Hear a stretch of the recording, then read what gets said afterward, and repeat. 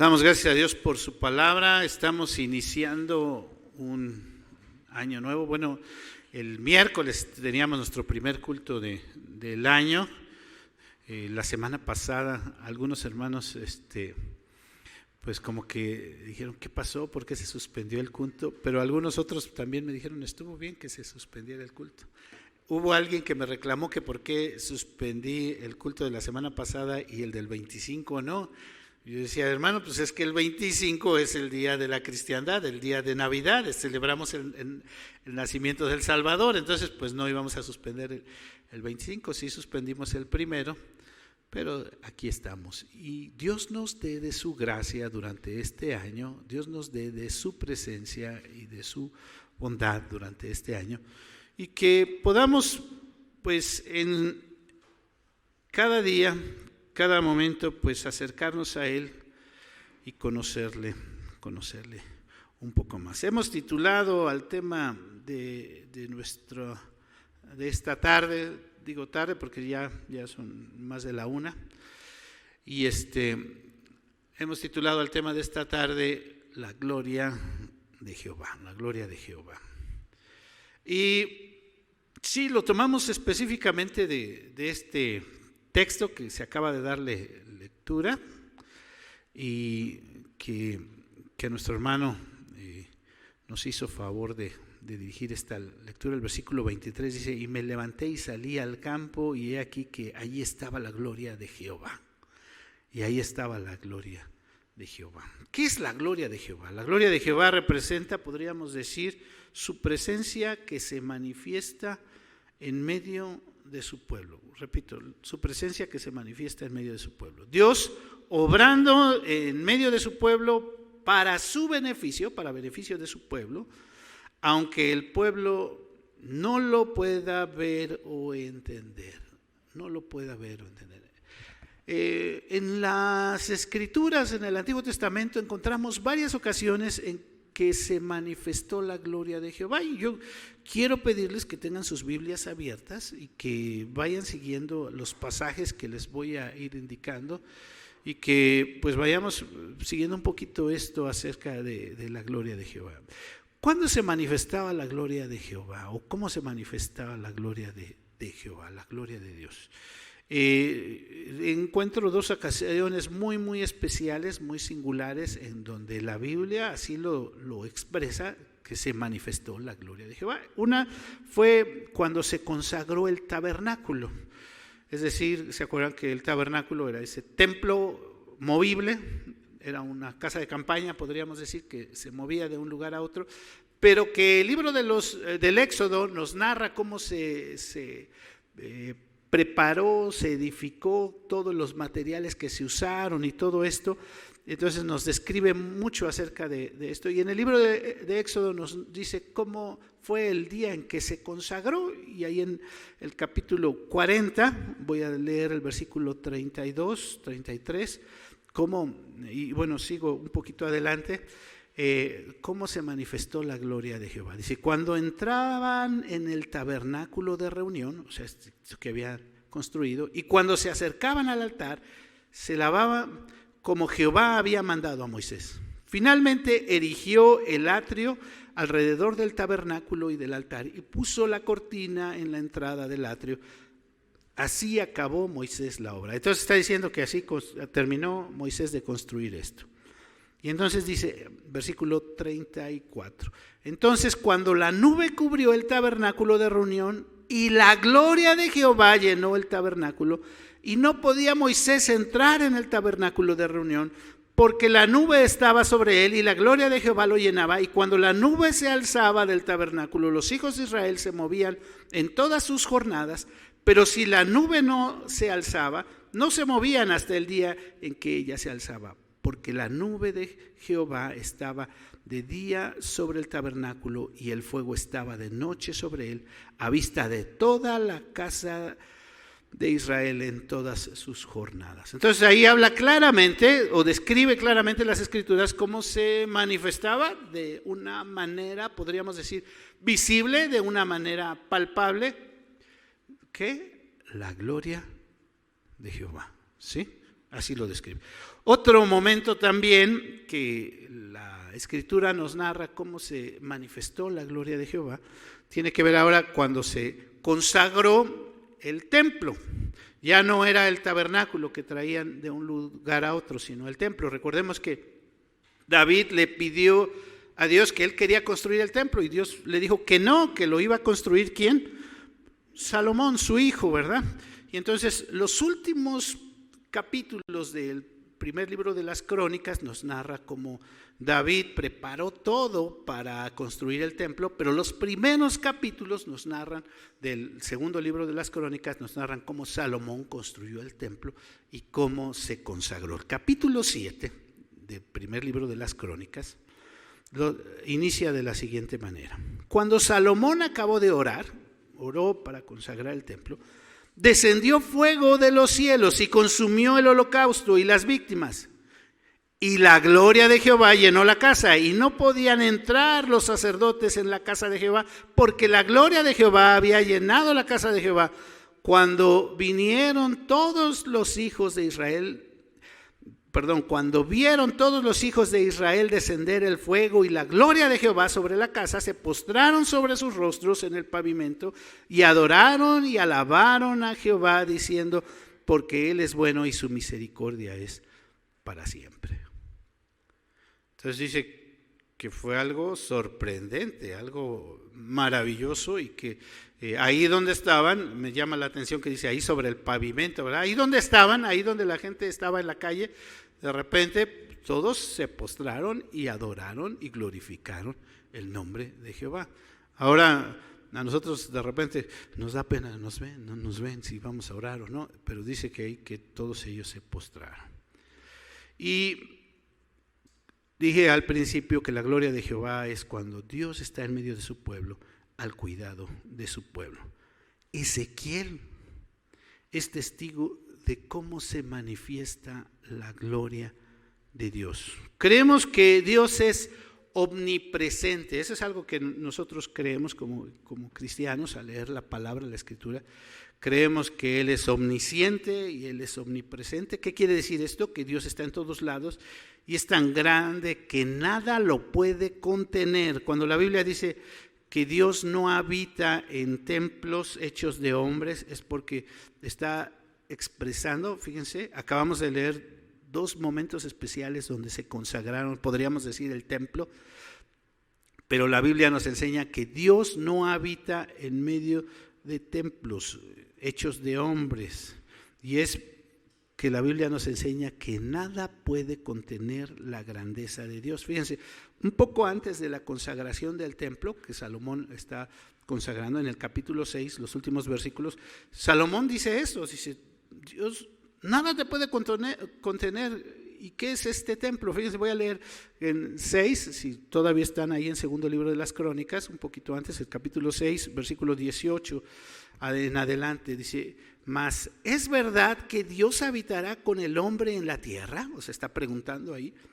He aquí los cielos y los cielos de los cielos no te pueden contener, cuánto menos esta casa que he edificado.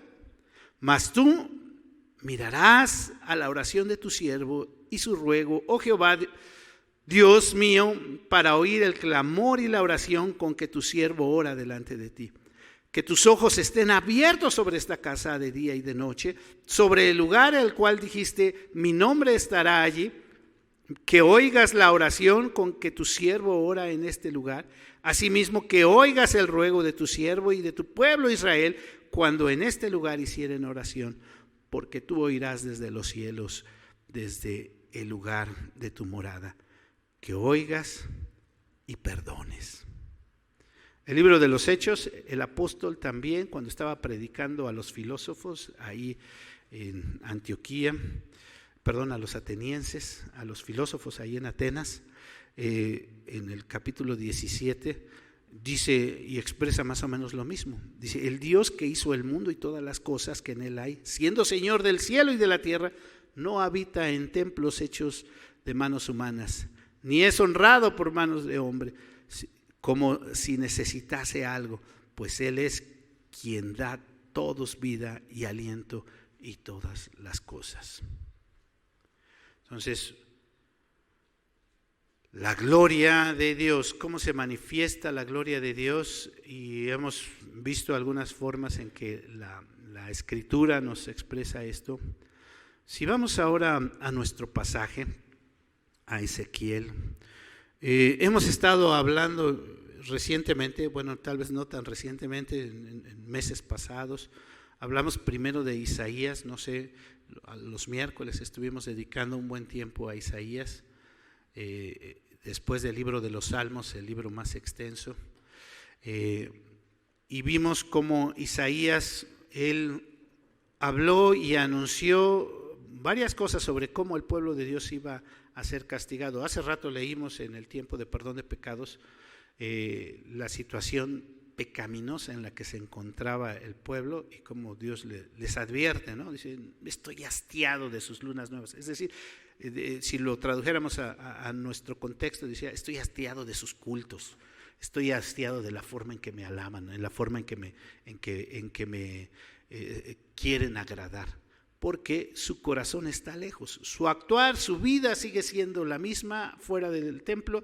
y en el templo como que me quieren agradar. Eso es más o menos lo que leíamos hace un rato en Isaías capítulo 1. Isaías advierte, Isaías es un profeta del siglo VIII, es decir, él escribe más o menos en los 700 antes de Jesucristo, y advierte más de 100 años antes de la deportación y de qué es lo que iba a pasar. Otro profeta que estuvimos viendo un poco más recientemente fue Jeremías, y vimos en Jeremías cómo él fue llamado cuando estuvieron los últimos reyes en el pueblo de Judá. ¿Se acuerdan? Con Josías, el último rey bueno, podríamos decir, aquel que empezó a reinar a los 8 años, ¿verdad? Y todo el cambio que hizo, pero sus hijos de Josías no fueron buenos, y cómo comenzó el pueblo a depravarse y a actuar en una forma pues que no agradaba el nombre de Dios. Ezequiel, que es el profeta que estamos iniciando el día de hoy, Ezequiel fue llamado, y ahorita se dio lectura a la última parte del capítulo 3, pero si leemos desde el capítulo 1 hasta el capítulo 3, podríamos decir que esos 3 capítulos nos hablan acerca del llamamiento de Ezequiel, ¿no? Ezequiel fue llamado ya en los momentos de la deportación, es decir, ya en el momento en que a él le toca vivir el momento, o ser llamado por Dios desde el momento en que Dios ya está ejecutando el castigo a su pueblo. Si vamos al capítulo 1, Ezequiel capítulo 1, dice, aconteció en el año 30, en el mes cuarto, a los 5 días del mes, que estando yo en medio de los cautivos, ya está hablando ahí que él estaba con los cautivos junto al río Quebar, los cielos se abrieron y vi visiones de Dios. En el 5.º año de la deportación de el rey Joaquín, a los 5 días del mes. ¿Sí se dan cuenta? Entonces, Isaías predica casi un poco más de 100 años antes de la deportación. La deportación se da más o menos por el 548 antes de Cristo, Isaías en el 700 antes de Cristo. Jeremías le toca vivir con los últimos reyes y sufrir la deportación, y él no fue llevado a Babilonia. Recuerden que a él le dieron a elegir, él decidió quedarse, pero los mismos del pueblo de Israel se lo llevaron a Egipto. Entonces le tocó vivir algunas situaciones difíciles también a Jeremías al final de su ministerio.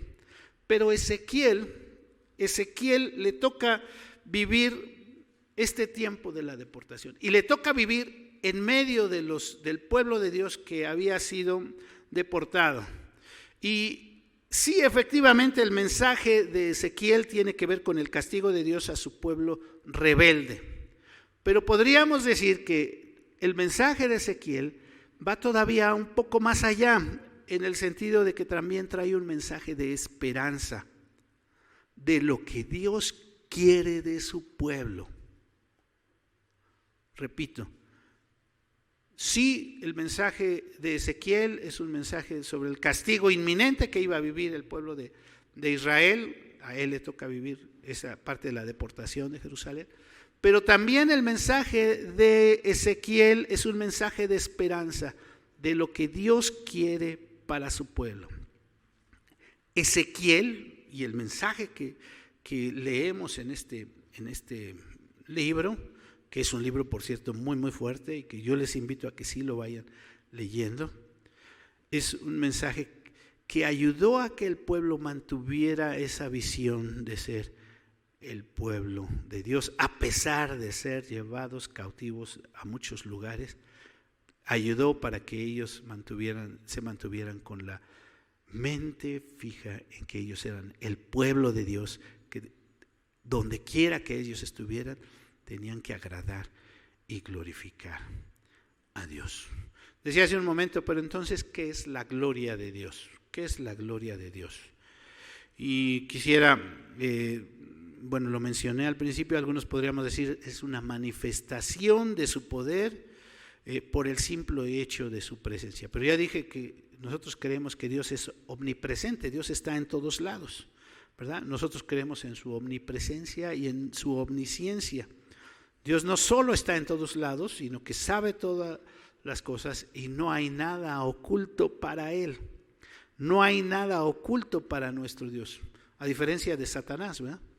Satanás, algunos lo consideran muy, muy poderoso, muy con muchos atributos, muchas virtudes, pero Satanás no es omnisciente ni omnipresente. Él no sabe todas las cosas ni está en todo lugar, y Dios sí puede estar. Entonces, ¿cómo es esto de la gloria de Dios? Que si pues Dios está en todos lados, entonces en todos lados podemos ver la gloria de Dios. En un sentido tenemos que decir que sí. Miren, encontré algunas formas en las que muchos han definido o se han expresado de la gloria de Dios. Solamente voy a leer algunas, fíjense, algunas que encontré. La gloria de Dios puede ser definida como la característica distintiva de la presencia de Dios, a menudo comparada con poder, energía o brillo. La Escritura afirma que la gloria de Dios se da a conocer a través de su obra de creación, sus actos de intervención en la historia y supremamente en la vida y en la resurrección de nuestro Señor Jesucristo. ¿Sí? Más o menos podemos entender un poquito esto, o sea, se manifestó Dios en una forma especial, y dicen algunos energía, con poder, con brillo, algo así, pero que se deja ver en toda la obra de creación. Sí, a veces podemos ver, los cielos cuentan la gloria de Dios y el firmamento anuncia la obra de sus manos, y entonces podemos ver la gloria de Dios. Otra definición que encontré de la gloria de Dios: la gloria de Dios se refiere a las criaturas, la gloria de Dios se refleja en las criaturas, puesto que éstas participan de su verdad, bondad y belleza.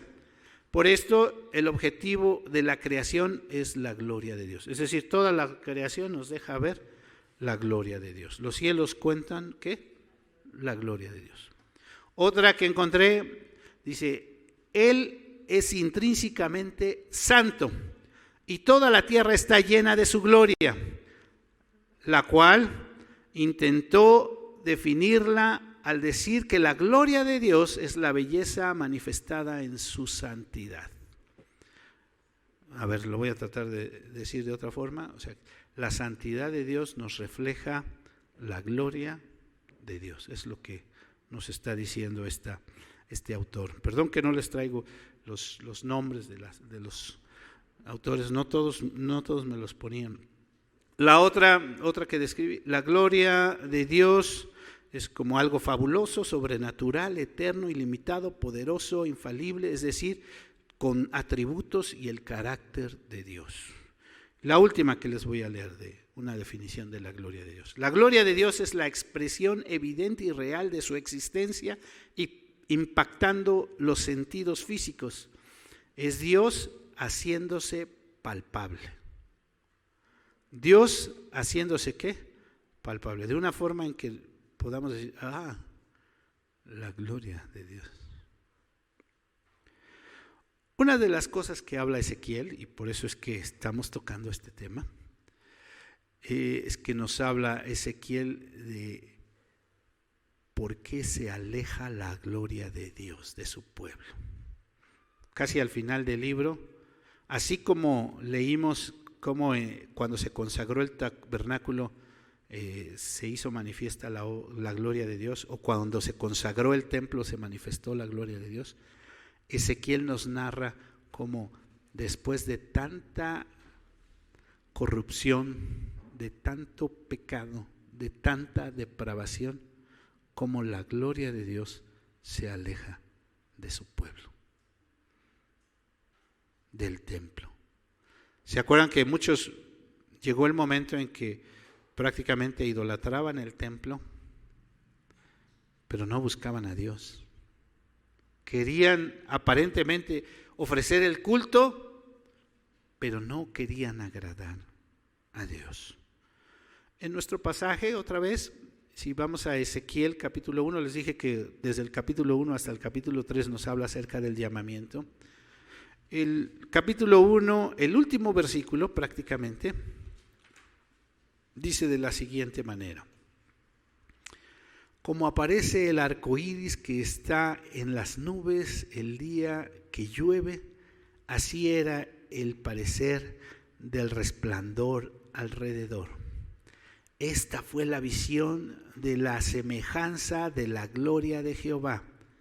Y cuando yo la vi, me postré sobre mi rostro y oí la voz de uno que hablaba.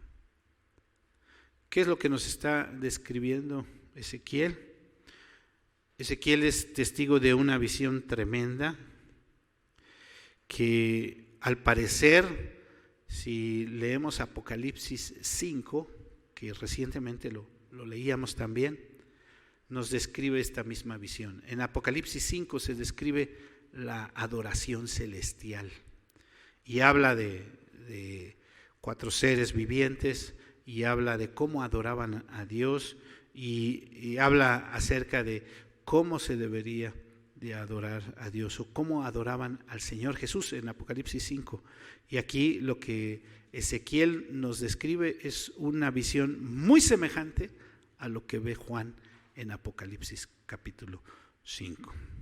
El capítulo 2 de nuestro libro de Ezequiel nos dice ahí el llamamiento de Ezequiel. Si su Biblia tiene subtítulos, dice el llamamiento. Si se fijan, es un capítulo muy chiquitito. Y hay algunas frases que a mí me llaman mucho la atención, que dice: te envío, lo repite varias veces, no temas, no temas, les hablarás mis palabras, oye lo que te hablo, come esto, lo que te doy. Ahorita lo vamos a ver un poquito más detenidamente este capítulo 3. Y el capítulo 2, el capítulo 3 nuevamente hay referencias a la gloria de Dios, la que leímos al principio, pero en el versículo 12, fíjense el versículo 12 del capítulo 3. Y me levantó el espíritu y oí detrás de mí una voz de gran estruendo que decía: bendita sea la gloria de Jehová desde su lugar. ¿Sí se dan cuenta? O sea, bendita sea la gloria de Jehová. ¿Qué es lo que está diciendo el escritor? Esta voz que decía: bendita sea, cómo se manifiesta Dios en este lugar.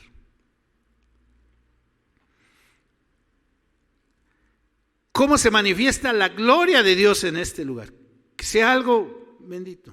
¿Cómo se deja ver Dios en este lugar? Dios está en todos lados, pero no en todos lados se deja ver. ¿Cómo Dios se deja ver en este lugar? ¿Cómo Dios muestra su poder y su presencia que está entre nosotros? Eso es lo que está diciendo el escritor. Aunque viene hablando del llamamiento de Ezequiel y nos da una explicación sobre este llamamiento, sí está diciendo: bendita sea cómo Dios se muestra en este lugar. Entonces hay algunas cosas específicas que yo creo que es importante que notemos sobre la gloria de Dios que Ezequiel nos está presentando. La primera cosa que veo es la visión que mencionaba en el capítulo 1 sobre la adoración celestial.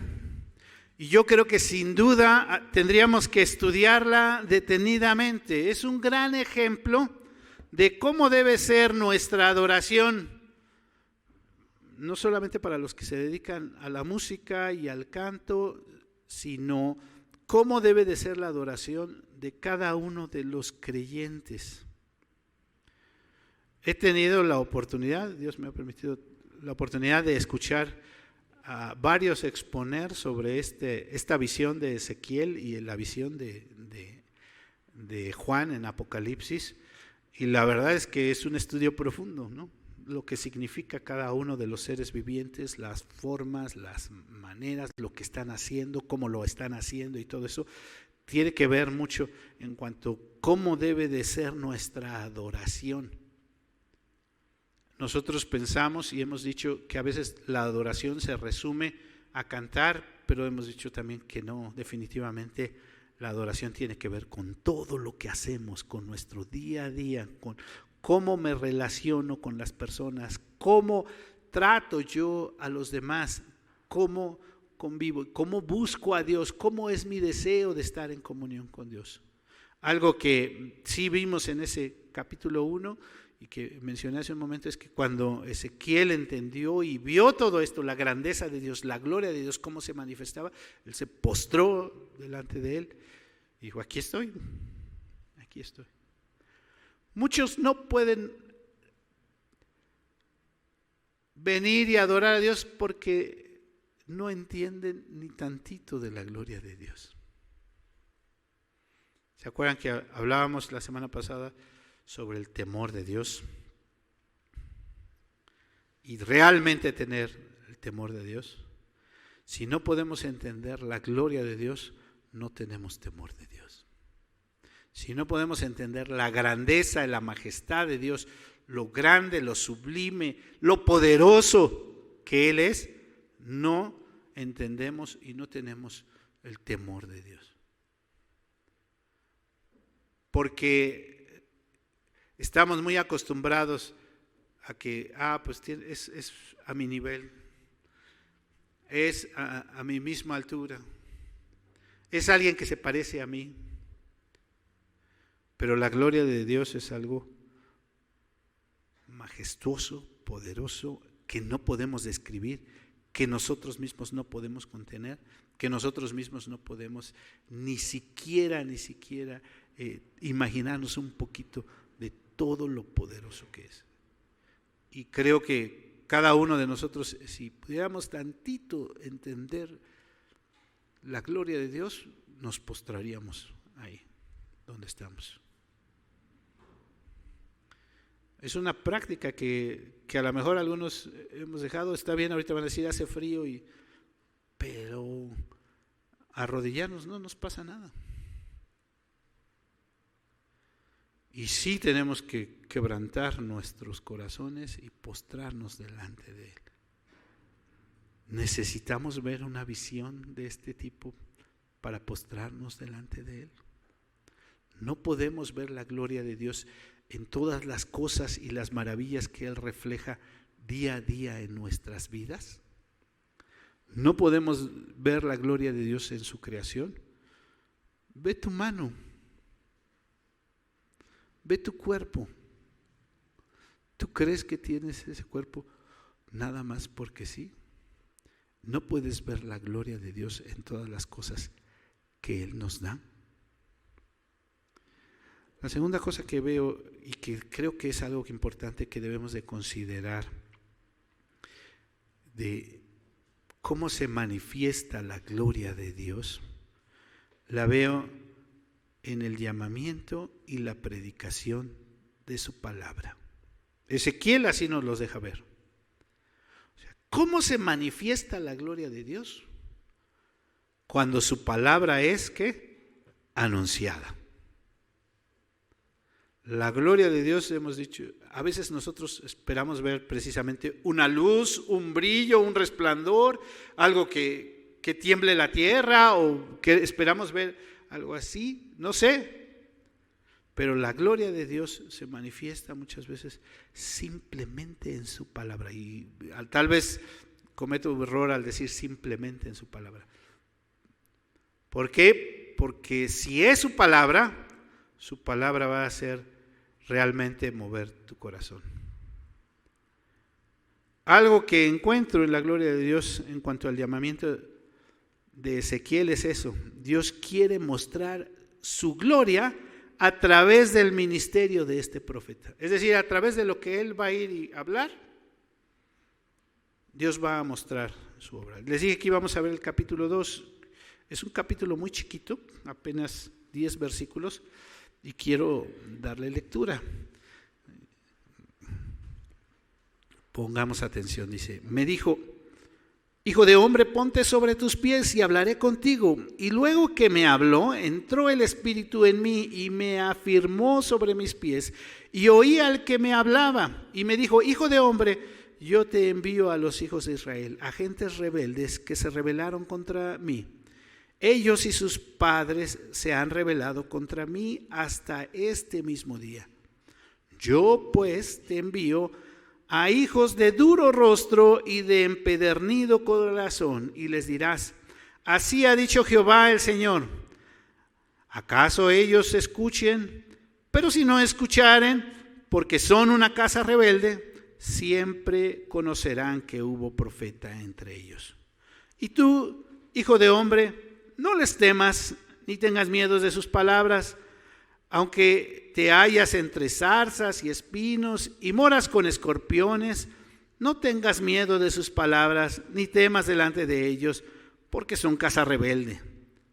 Les hablarás, pues, mis palabras. Escuchen o dejen de escuchar, porque son muy rebeldes.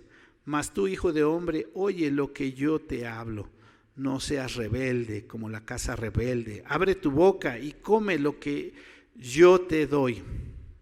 Y miré, y he aquí una mano extendida hacia mí, y en ella había un rollo de libro, y lo extendió delante de mí, y estaba escrito por delante y por detrás, y había escrita en él endechas, lamentaciones y ayes.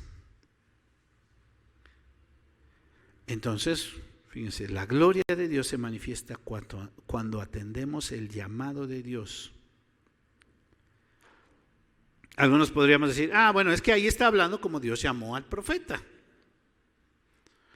A lo mejor la gloria de Dios se va a manifestar cuando Dios llame a pastores, ¿no? A otro pastor. A un clérigo, un hombre de Dios que Dios levante. Pero recuerden que hoy tenemos que decir que cada creyente, cada cristiano es un sacerdote. ¿Sí recordamos eso? Entonces, la gloria de Dios se manifiesta cuando cada uno de nosotros atendemos al llamado de Dios. Y es bien interesante la figura. Para mí como pastor es muy fuerte. Digo para mí como pastor porque me compromete en muchos sentidos. Pero es bien interesante la figura que usa el profeta de comer. ¿Qué es lo que tenía que comer el profeta? ¿Qué oyeron que le estaban dando? ¿Qué? El rollo, ¿verdad? ¿Qué es lo que tenía que comer el profeta? La palabra de Dios. ¿Cómo debe de ser la palabra de Dios para nosotros? ¿Se acuerdan cómo dice Pedro? Primera de Pedro 2:2. Desead como niños recién nacidos la leche espiritual no adulterada para que por ella ¿qué? Crezca. ¿Qué tenemos que hacer? Dice también allá en Hebreos que algunos todavía tienen que seguir tomando lechita, ya no deberían de tomar carne y no pueden tomar carne ni alimento sólido porque todavía son bebés, ¿verdad? ¿Qué tenemos que hacer? Comer la palabra de Dios. Si no comemos la palabra de Dios, ¿cómo podemos decirla? Fíjense el capítulo 3 cómo empieza, porque es un solo libro y sigue hablando de lo mismo. Capítulo 3. Me dijo, hijo de hombre, come lo que hayas, come este rollo y ve y habla a la casa de Israel. Y abrí mi boca y me hizo comer aquel rollo. Y me dijo, hijo de hombre, alimenta tu vientre y llena tus entrañas de este rollo, que yo te doy, lo comí y fue en mi boca dulce como la miel. Qué interesante, ¿verdad? Porque también el salmista allá en el Salmo 19 dice, deseables son más que el oro y más que mucho oro afinado y más dulces también que la miel, que la que destila del panal. Muchas veces estamos esperando un avivamiento. Muchas veces estamos esperando que haya una manifestación de la gloria de Dios, ¿no? Ay, que este 2023 sí haya un avivamiento, ¿no? Que este 2023 sí Dios se manifieste en una forma especial en mi vida, o que este 2023 en mi familia, o haya una forma especial. Me gustaría ver el poder de Dios, cómo se manifiesta de una forma o de otra la gloria de Dios en medio de eso. Y es interesante, Ezequiel había visto la visión y se sorprendió de las cosas cómo Dios se manifestaba, cómo Dios estaba obrando. Pero ahora lo que Dios le está mostrando a Ezequiel es que la gloria suya se manifiesta en su palabra, a través de su pueblo, a través de cada uno de ellos, a través de él. Dios estaba llamando a Ezequiel y le estaba diciendo, Ezequiel, ven, come, porque vamos a manifestar mi gloria, mi poder. Y es ahí donde, en este capítulo 3, donde empezábamos leyendo, ¿verdad? Versículo 12, y me levantó el Espíritu y oí detrás de mí la voz de gran estruendo, es decir, el Espíritu fue el que empezó a moverme, ¿y qué? Decía, bendita sea la gloria de Jehová en este lugar. Bendito, ¿cómo se manifiesta Dios en este lugar? Entonces, ¿cómo se va a manifestar la gloria de Jehová en este lugar? Cuando cada uno de nosotros atendamos al llamado de Dios. ¿Nada más el pastor? No, cuando cada uno de nosotros comamos, degustemos su palabra, la disfrutemos, experimentemos esa comunión con el Espíritu, y cada uno de nosotros sea ese nuestro deseo, nuestro anhelo. ¿Cuáles son tus deseos para este año? ¿Cuáles son tus anhelos, tus sueños? ¿Se acuerdan qué es lo que hablábamos? Si nuestros deseos, nuestros anhelos no es Dios lo primero, acuérdate, ¿se acuerdan? Vimos Eclesiastés 12, acuérdate de tu Creador. En todos tus deseos, en todos tus anhelos, en todas las cosas, acuérdate de Dios. Y hoy que estamos comenzando el año, que estamos iniciando con esto de Ezequiel, estamos hablando sobre la gloria de Dios y decimos, que este año sea un año muy bendecido, ¿no? Que este año sea de muchos logros. Que este año sea un año que fructifiquemos en todos los aspectos, como personas, como familias, como iglesia. La parte, generalmente se habla mucho de esta parte del versículo 16 al 21 del capítulo 3, que tiene que ver con el atalaya, que por cierto lo repite más adelante, que es la frase que usan, o es la porción que usan los testigos de Jehová para hablar de la atalaya, la responsabilidad que tenemos de anunciar el mensaje de salvación. Fíjense que casi no lo hemos mencionado ni nada, pero lo que está expresando el profeta es acerca de la gloria de Jehová se manifiesta cuando su palabra es anunciada, cuando se manifiesta su bondad, cuando se manifiesta el amor o el cuidado de Dios en su palabra. Hoy en la mañana que estábamos en la escuela de formación, algunos de los hermanos estaban hablando sobre el tema más importante en la primera carta del apóstol Pablo a Timoteo, que es la que estamos estudiando. Y entonces hubo algunas coincidencias en algunos aspectos y me llamó mucho la atención. Y algo que se habló fue sobre la piedad,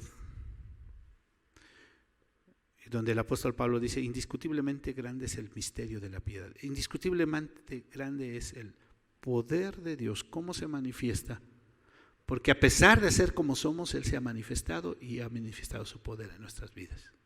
Grande es eso. ¿Quieres ver la gloria de Dios? Cómo Dios actúa, cómo Dios obra en nosotros. El avivamiento, nuestros planes, los planes de Dios este año, todas las cosas que tenemos. Dice ahí, me levantó el Espíritu y me tomó. Debemos de ser entonces nosotros dejados ser guiados por su palabra. Y entonces al final de nuestro capítulo, que fue la parte que leyó nuestro hermano, y habla como el profeta cómo vio la gloria de Dios. El último versículo, me gustaría leerlo. Mas cuando yo te hubiere hablado, abriré tu boca y les dirás, así ha dicho Jehová, Jehová el Señor. El que oye, oiga. Y el que no quiere oír, no oiga, porque casa rebelde son. Qué interesante esta parte, ¿no? Estamos concluyendo. El que quiere oír, ¿qué? ¿Se acuerdan de quién decía eso? ¿O quién lo decía? El Señor Jesús, el que tiene oídos para oír, que oiga. El Señor Jesús estaba, y aquí Dios mismo está diciendo, el que quiere oír, que oiga. El que no quiere oír, pues que no oiga. ¿Quieres ver la gloria de Dios? Oye, ponte atento. ¿No quieres ver la gloria de Dios? ¿Quieres seguir igual y hacer las cosas de la misma manera? No te preocupes. ¿Crees que Dios necesita de ti? ¿Dios necesita de nosotros? Nosotros necesitamos de Él. Nosotros somos los que queremos ver su gloria. Nosotros queremos ver cómo se manifiesta y cómo obra de una forma especial en medio de su pueblo. Que Dios nos dé de su gracia como iglesia para salir adelante. Que Dios muestre su gloria, y yo diría en este lugar, más que en este lugar, en la vida de cada uno de nosotros, de cada uno de los presentes y los que están a distancia también. Que Dios muestre su gloria, su poder, su majestad en la vida de cada uno. La invitación es, ¿se acuerdan las 5 solas? Solo a Dios la gloria. La invitación es darle solo a Dios la gloria. Que como hijos suyos y como lo que vemos en su palabra, le demos solamente a Dios la gloria. En todo lo que hacemos, que le demos solo a Dios la gloria. Queremos ver maravillas, queremos ver cosas grandes, démosle a Dios la gloria. Vamos a orar. Señor, gracias por tu palabra. Reconocemos tu omnisciencia, tu omnipresencia y que tú sabes todas las cosas, aún nuestros pensamientos más profundos tú los conoces. Nada se puede ocultar de ti. Señor, perdónanos si no te hemos dado la gloria con nuestras vidas. Pero Señor, a pesar de que hemos sido rebeldes, a pesar de que no hemos estado atentos a tu palabra, a pesar de que hemos querido hacer las cosas a nuestra manera, queremos suplicarte que tú tengas misericordia de nosotros. Queremos darte la gloria. Queremos suplicarte que tú manifiestes tu gloria, tu poder en la vida de tu iglesia. Obra, Señor, conforme a tu gracia. Obra, Señor, conforme a tu misericordia. Pues te lo pedimos en el precioso nombre de Cristo Jesús, nuestro Señor. Amén. Amén.